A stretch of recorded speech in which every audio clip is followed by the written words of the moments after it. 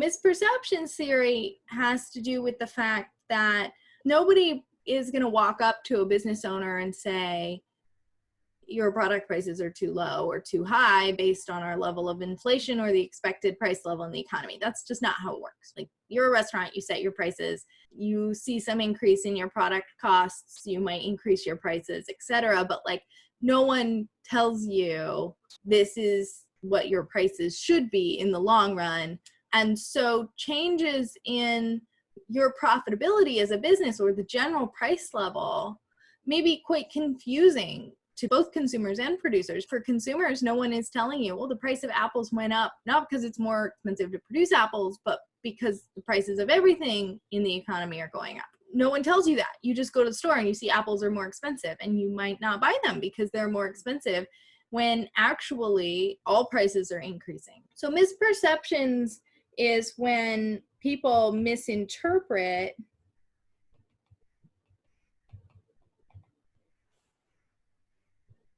changes in the general price level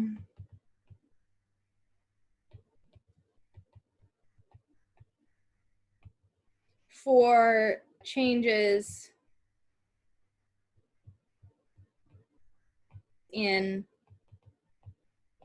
the relative prices of products,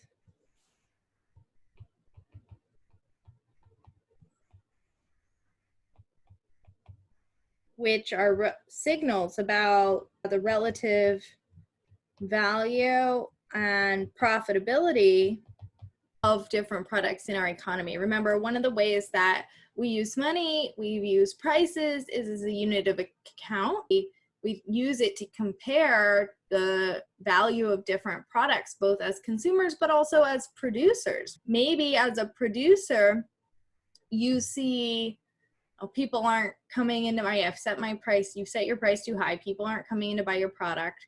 What needs to happen is your price needs to adjust downward. But maybe you can't see that. Maybe you just think, well, people aren't coming to buy my product, they must not like my product, they must prefer other products, and maybe my product is just not that profitable. You might decide to go out of business or scale back your business rather than just adjusting your price downward, because you've misinterpreted that lack of demand for your product, not as a signal that your prices are too high, but as a signal that people are not interested. Demand for your product in particular is low, not just that the general price level has decreased. Those are the three theories that we have that explain our upward sloping short run aggregate supply curve. Again, why output might deviate from long run potential output when prices are different from what we expect. And in the next video, I'm going to have you watch another explanation of sticky wages, which I think is really insightful and useful for your understanding. So I hope you enjoy that. Then we're done building this model. We're finally ready to use it. So when we come back together, we'll be talking about long run changes in our economy.